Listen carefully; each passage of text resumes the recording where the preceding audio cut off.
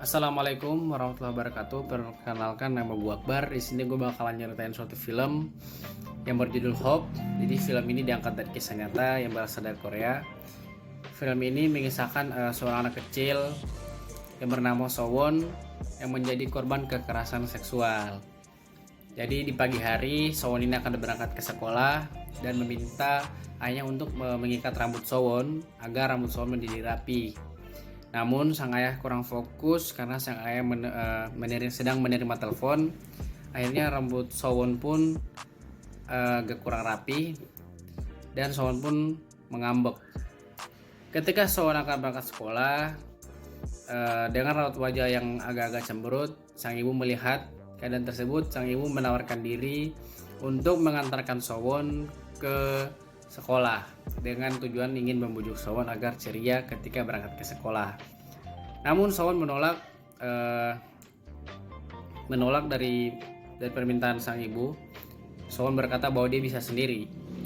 Ketika Sowon berangkat ke sekolah, Sowon dicegat oleh pria dewasa yang berumur sekitaran 40 tahun dan mengatakan kepada Sowon bahwa pria tersebut ingin dipayungin karena kondisi pada saat itu hujan.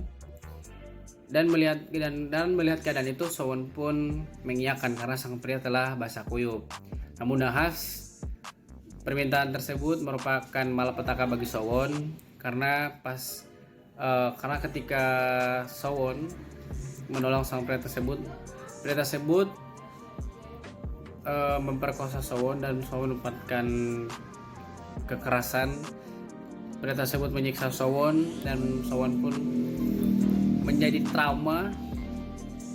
Ketika Sowon dibawa di rumah sakit, Sowon tidak bisa mengeluarkan suara, tidak mau bercerita karena trauma dengan kejadian tersebut. Jadi Sowon ketika diperkosa dia mendapatkan luka di perut dan di daerah duburnya, sehingga Sowon tidak bisa buang air secara normal lagi dan Sowon terpaksa harus menerima kantong kolostomia, yaitu seperti kantong pembuangan.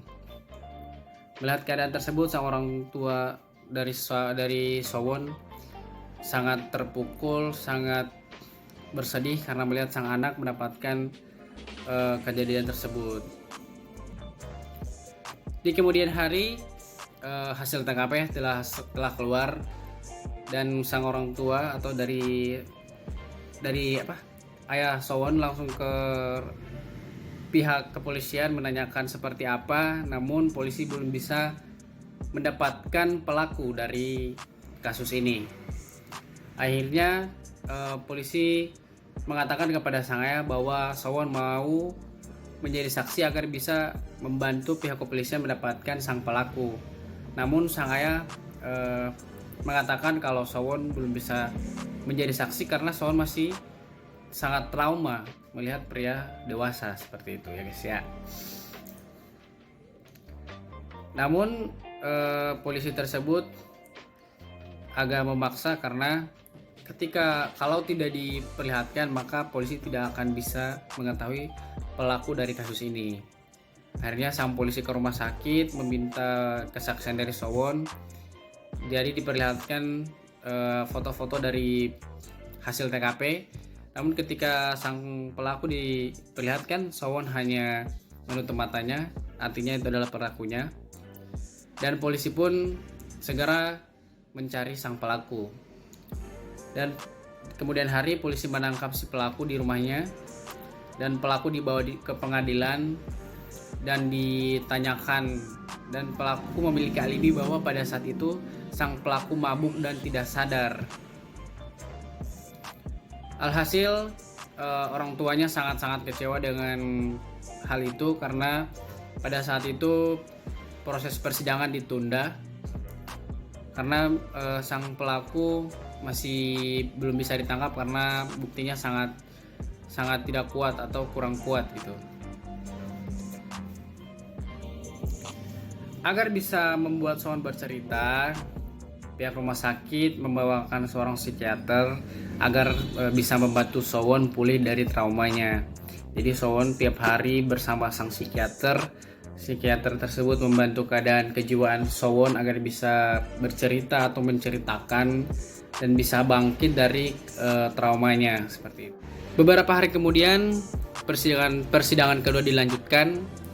Namun di persidangan kedua ini sang pelaku tetap tidak mau mengakui kesalahannya dan masih berpegang teguh kepada alibinya, yaitu dalam keadaan mabuk, sehingga pria tersebut tidak sadar melakukan perbuatan itu.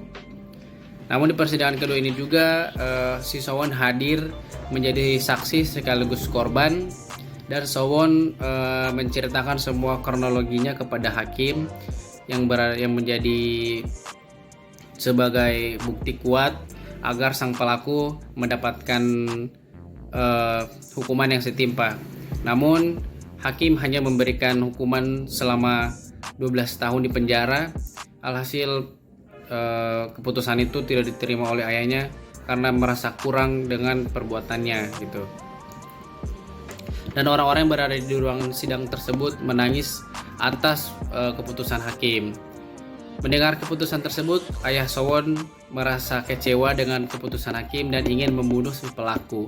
Namun Sowon masih bisa menahan ayahnya dengan mengatakan, aku tidak mau ayahku menjadi seorang pembunuh. Seperti itu guys. Dan seperti itulah alur kisah yang diceritakan oleh film ini. Sekian dari gue, Akbar Badan. Peace, bye bye.